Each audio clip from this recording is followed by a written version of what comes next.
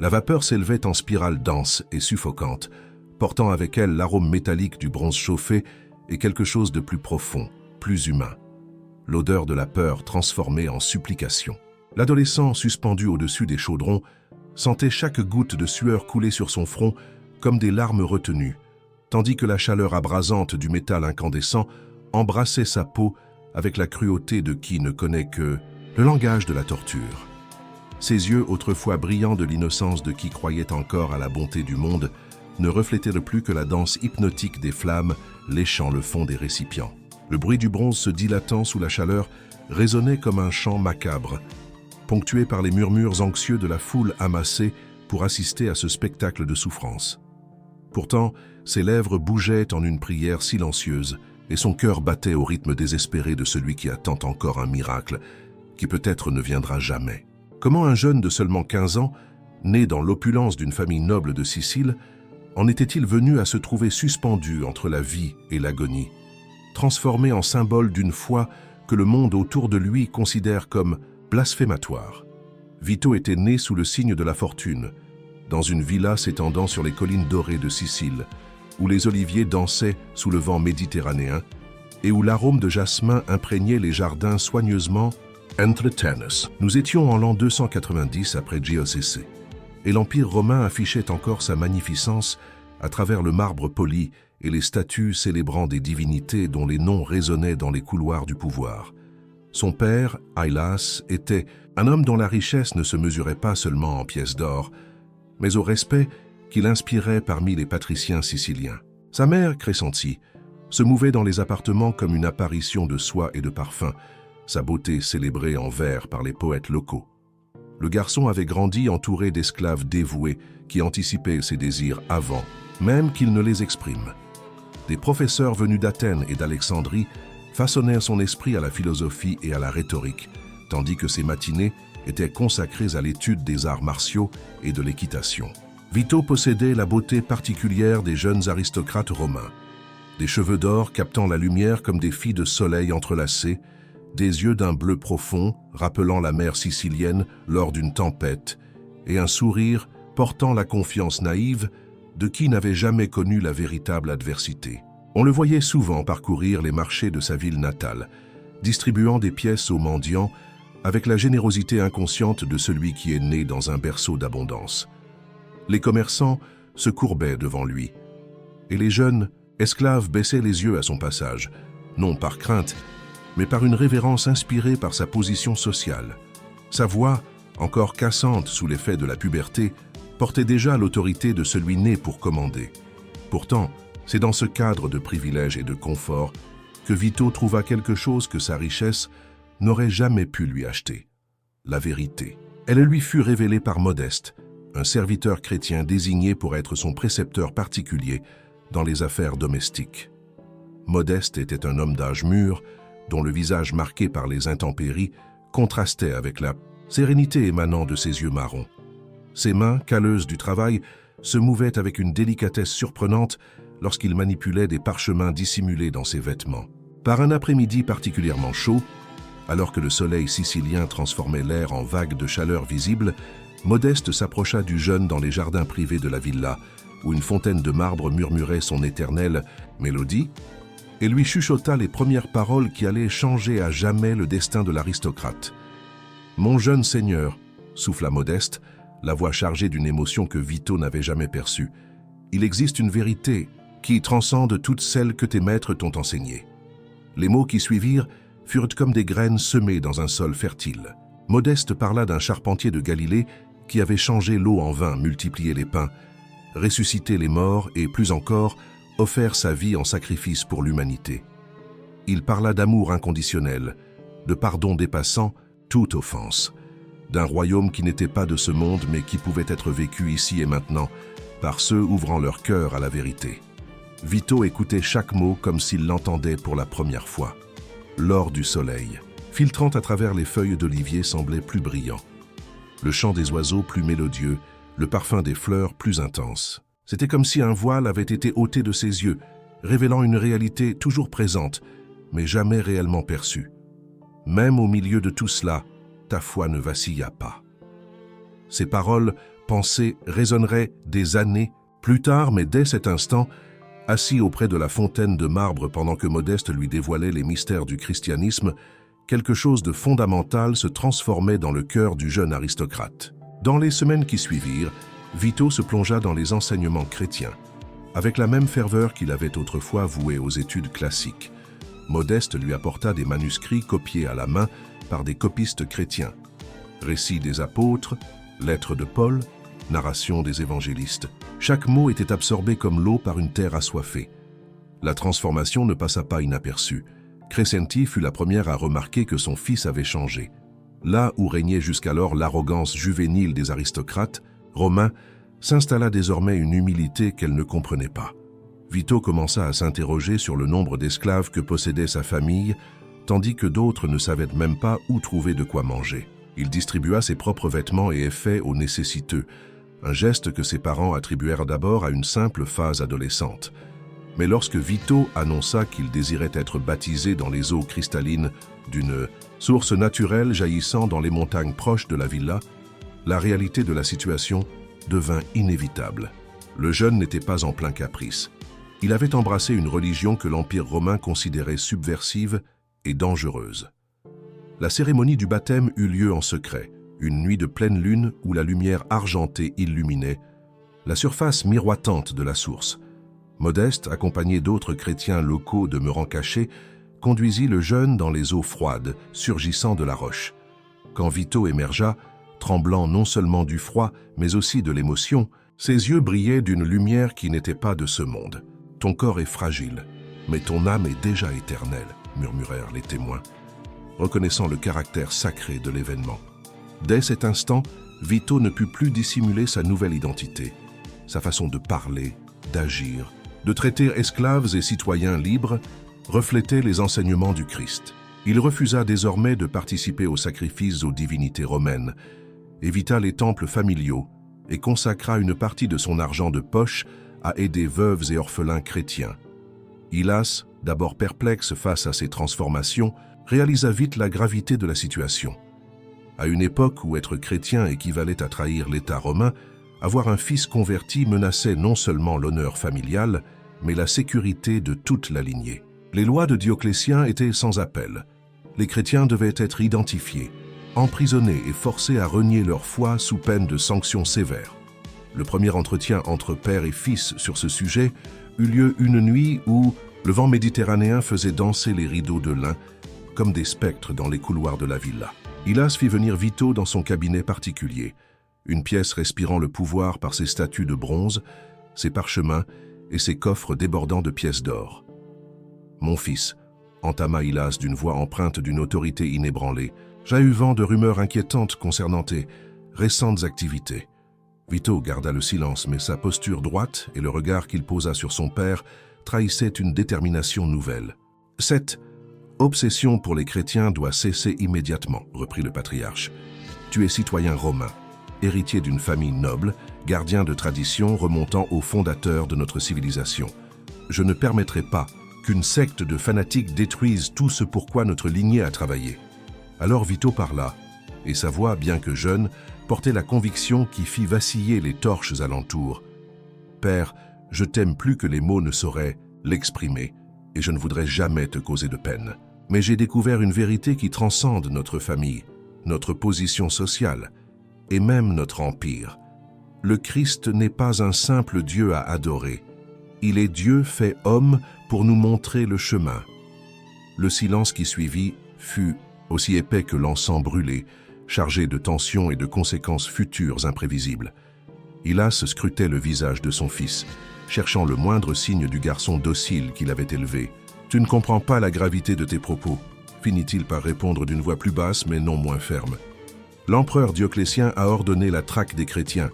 Tu mets en péril non seulement ta vie, mais la sécurité de toute notre famille. » Vito s'avança vers son père, ses pas résonnant sur le marbre poli comme les battements accélérés d'un cœur intrépide.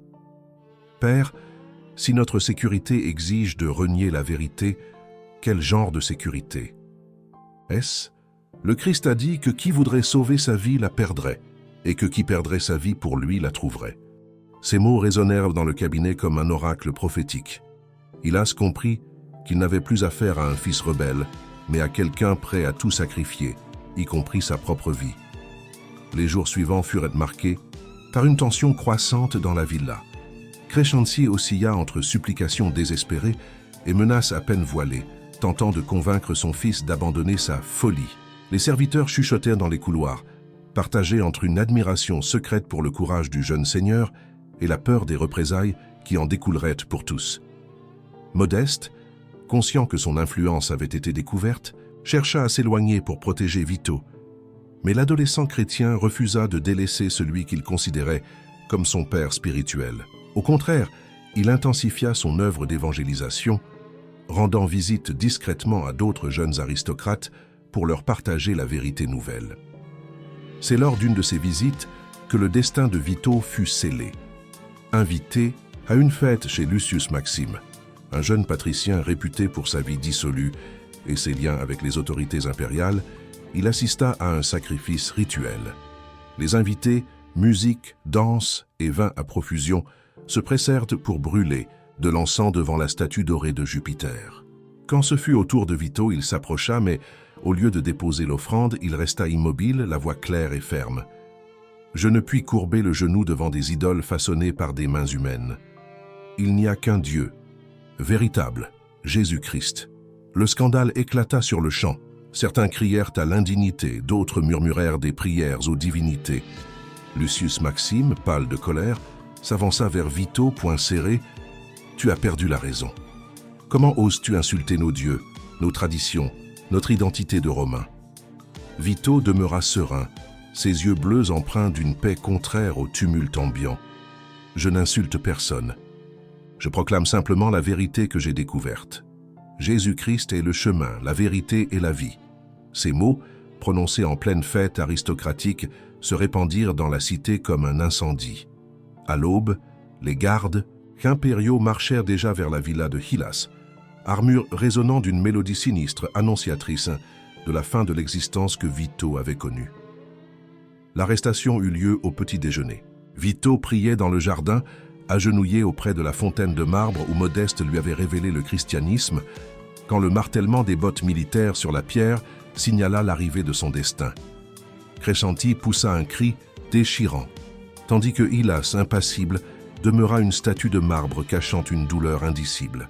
Les soldats, menés par un centurion au visage balafré, approchèrent le jeune avec l'efficacité brutale de l'armée romaine. « Vito, fils d'Hylas, tu es arrêté pour crime contre l'État romain et blasphème envers nos dieux ancestraux. » Vito se redressa, vêtements encore humides de rosée, visage empreint d'une sérénité qui surprit même les vétérans. « Je suis prêt, » répondit-il simplement, tendant les poignets pour recevoir les chaînes. Ce geste, cette acceptation paisible de son sort, résonna comme un tonnerre muet à travers la villa, jusqu'aux oiseaux, qui cessèrent de chanter, semblant reconnaître la nature sacrée et terrible de l'événement. Le trajet vers la prison fut un cortège de larmes et de murmures. Les esclaves et domestiques se rangèrent le long du chemin.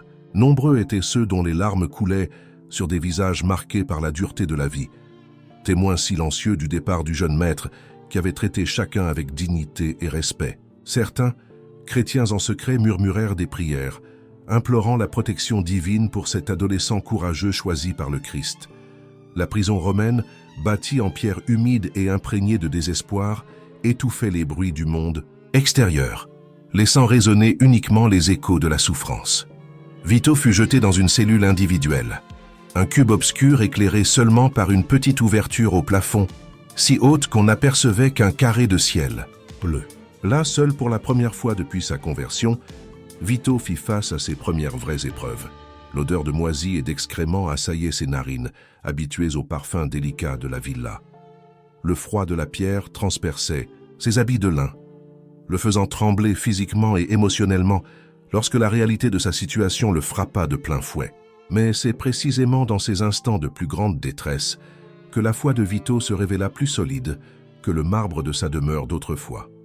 Il commença à prier avec une intensité inédite, ses mots résonnant contre les murs comme un chant sacré transformant la cellule en cathédrale improvisée.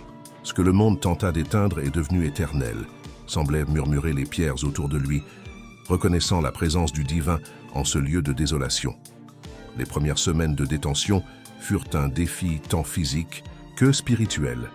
La nourriture rare et de qualité médiocre, morceaux de pain rassis aux ferrugineuses, légumes fanés n'ayant d'autre goût que celui de la survie. Le corps de Vito, habitué au meilleur de la Sicile, s'amincissait jour après jour. Mais c'est la nuit que commençaient les vraies épreuves. Le silence carcéral était rompu par les gémissements des autres détenus, les cris de cauchemar, et parfois les interrogatoires brutaux dans les cellules voisines. Vito apprit à distinguer la nature de chaque souffrance à son écho, douleur physique aiguë, désespoir mental, résignation de ceux ayant perdu l'espoir.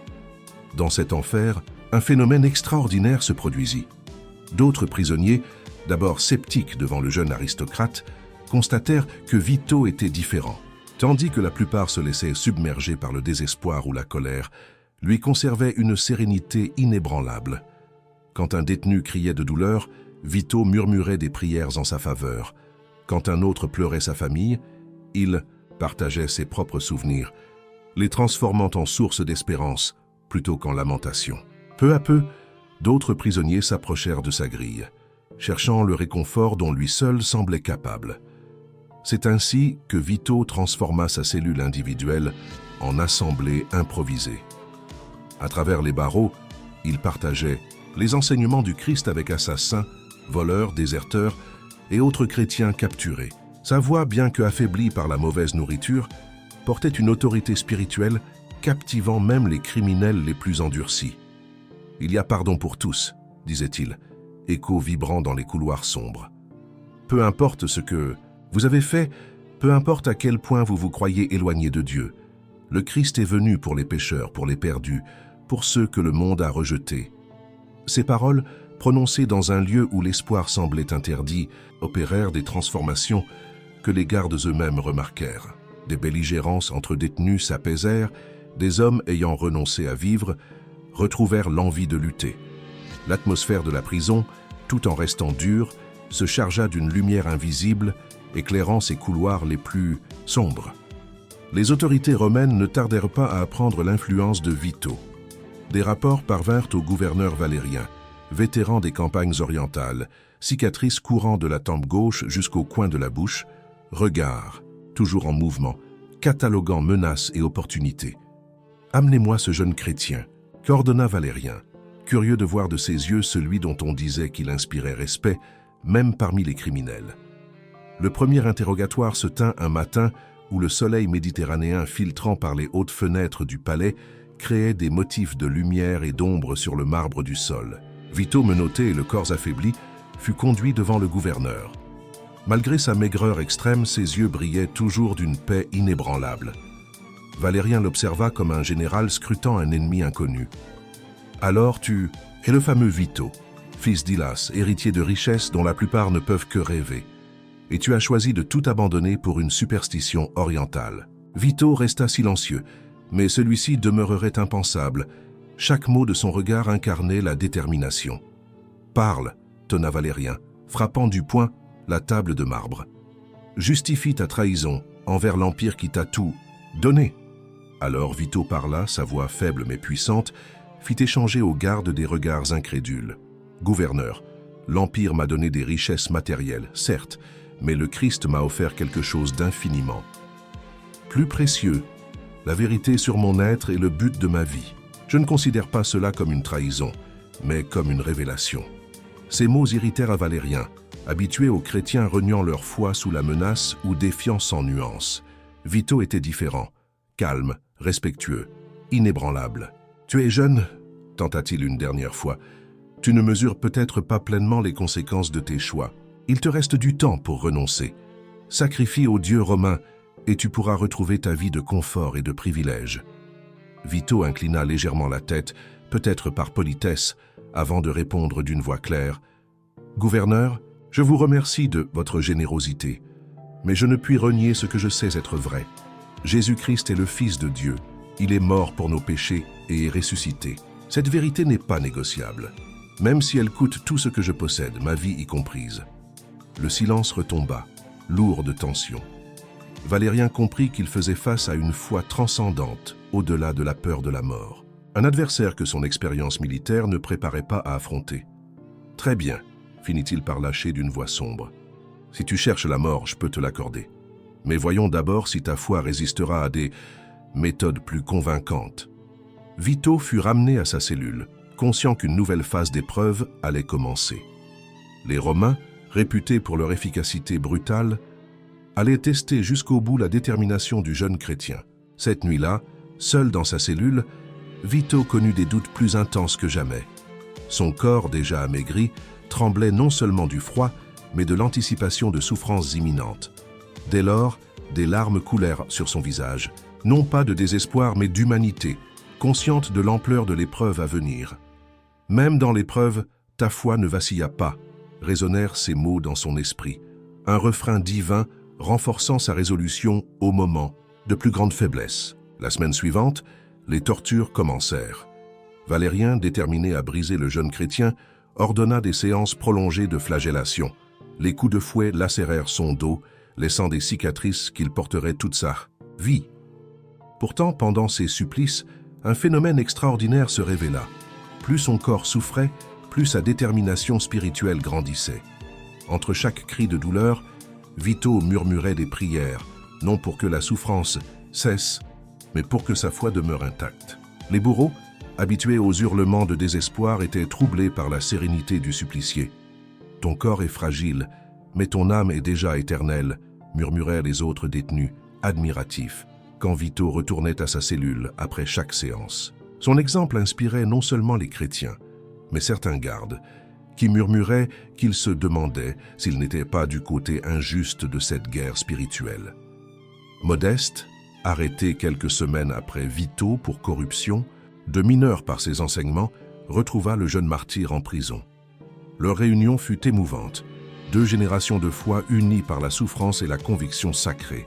« Mon jeune Seigneur, » murmura Modeste à travers les barreaux, « tu as surpassé mes espérances les plus folles.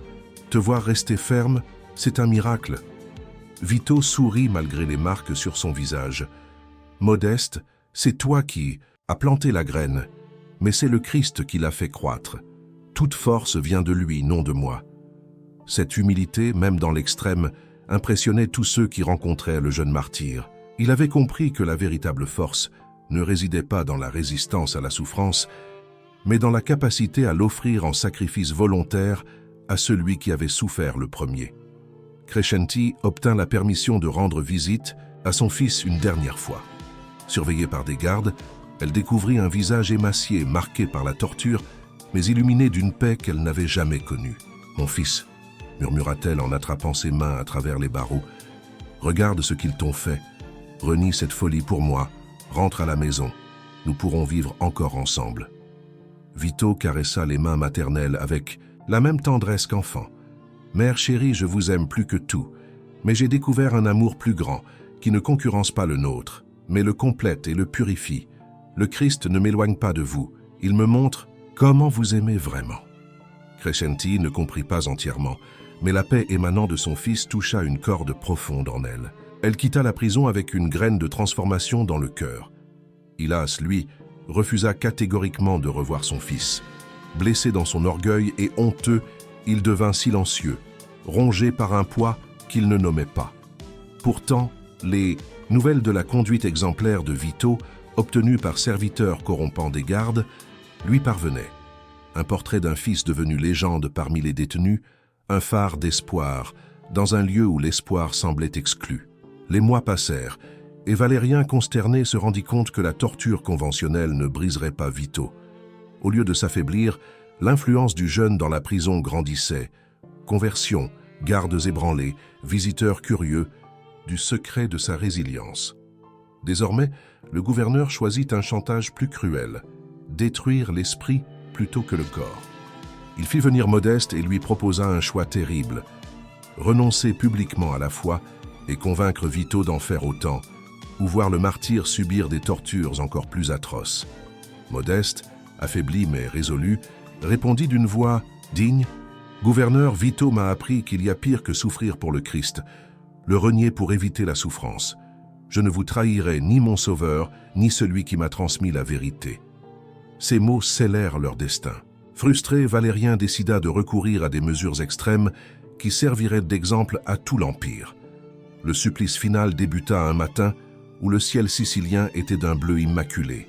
Vito fut traîné dans une cour où des chaudrons de bronze poli, assez grands pour un homme adulte, reposaient sur des fournaises crachant des flammes orangées comme des démons en danse. Le crépitement sinistre promettait une douleur inhumaine. Suspendu par des cordes au-dessus du premier chaudron, son corps oscillant légèrement, le jeune martyr se retrouva confronté au moment ultime de sa destinée spirituelle. Valérien, haut de son piédestal, lança « Dernière chance, renie le Christ, offre un sacrifice à nos dieux et tout ceci s'arrêtera maintenant. » Un silence infini s'abattit alors que le bronze chauffé envoyait sa fournaise vers Vito. La respiration ardente brûlait ses poumons, chaque battement de cœur résonnait comme un tonnerre. Et pourtant, dans ce moment de supplice suprême, Vito trouva une force transcendante. D'une voix claire, il proclama « Jésus-Christ est Seigneur, il est mort pour moi et je meurs pour lui. Que sa volonté soit faite. » Ces mots perçurent l'air surchauffé comme une épée spirituelle. Certains témoins, agenouillés malgré eux, reconnaissaient qu'ils assistaient à un événement sacré. D'autres hurlaient, incapables de comprendre cette résolution, face à la mort imminente. Valérien, incrédule devant cette détermination, ordonna d'augmenter la température. On ajouta du bois, on versa de l'huile, jusqu'à ce que le bronze luise avec une intensité aveuglante. Pourtant, Vito resta conscient, les yeux clos en profonde concentration, bougeant à peine les lèvres, priant silencieusement. Des murmures d'intervention divine parcouraient les rangs, tandis que certains y voyaient de la magie noire. Cet instant révélait la nature même de sa foi. Il avait transcendé non seulement la peur de la mort, mais la souffrance humaine ordinaire. Son union avec Christ partageait désormais la capacité même de transformer la douleur en amour. « Même dans l'épreuve, ta foi ne vacilla pas », murmura la foule émerveillée et terrifiée. Les heures s'écoulèrent. Le soleil décrivit son arc, et toujours Vito demeurait suspendu, défiant toute logique. Valérien, visiblement bouleversé, hésitait entre poursuivre le supplice et admettre qu'il traitait avec des forces dépassant son contrôle. Au crépuscule, teintant le ciel de pourpre et d'or, Vito parla de nouveau, voix affaiblie mais empreinte d'une autorité qui fit reculer Valérien. « Gouverneur, vous pouvez détruire mon corps, mais pas mon âme. Le Christ m'a déjà libéré de tout ce que vous pouvez m'infliger. Dans mes derniers instants, je prie pour votre conversion, afin que vous trouviez la paix que j'ai découverte. » Ces paroles, prononcées sous une torture indescriptible, ébranlèrent Valérien comme jamais auparavant. Pour la première fois, il se vit remettre en question, non seulement ses méthodes, mais la cause même qu'il servait. La nuit enveloppa la cour. Des torches crépitaient, projetant des ombres dansantes comme des esprits en tempête. Le chaudron fumant mêlait sa chaleur à l'air nocturne, créant des courants éthérés. Vito, toujours suspendu, semblait plongé en méditation profonde plutôt qu'en souffrance. Ses yeux, lorsqu'ils s'ouvraient, luisaient d'une lumière surnaturelle. Sa respiration, lente et régulière, trahissait une paix intérieure défiant l'atrocité de l'environnement. Ce spectacle transforma les âmes de nombreux chrétiens détenus, venus assister à l'issue de leur sort. Au lieu d'être terrorisés, ils furent inspirés par la démonstration de foi inébranlable du jeune martyr. Modeste, forcé d'être témoin de la torture de celui qu'il considérait comme son fils spirituel, vit sa propre foi se renouveler. « Seigneur, murmura-t-il, si ce jeune peut demeurer ferme, quelle excuse ai-je pour douter ?» L'aube suivante marqua un tournant. Après plus de 18 heures suspendues, Vito montra des signes d'épuisement extrême. Son corps, miraculeusement préservé des brûlures immédiates du bronze, commença à céder sous la contrainte. Sa respiration devint laborieuse, ses muscles fléchirent, et pour la première fois, des gémissements involontaires s'échappèrent. Pourtant, même dans cette faiblesse suprême, sa détermination restait intacte. « Père, murmura-t-il, empruntant les dernières paroles du Christ, « entre tes mains, je remets mon esprit. » À cet instant, Valérien, sentant son propre contrôle lui échapper, ordonna le retrait de Vito. « Assez, dit-il, la voix empreinte d'une lassitude profonde. Je ne peux plus. » Tout fut dit. Le puissant gouverneur romain venait d'admettre son impuissance face à une foi vivante. Vito fut descendu du chaudron et conduit, porté par des soldats désormais ébranlés, vers sa cellule. Son corps portait les marques de l'épreuve, mais ses yeux brillaient toujours d'une paix indestructible. Les autres détenus, massés, près de la grille, le questionnèrent en admiration. « Comment as-tu pu supporter tout cela ?» Vito esquissa un sourire de victoire apaisé. « Je n'ai pas supporté seul, c'est le Christ en moi. »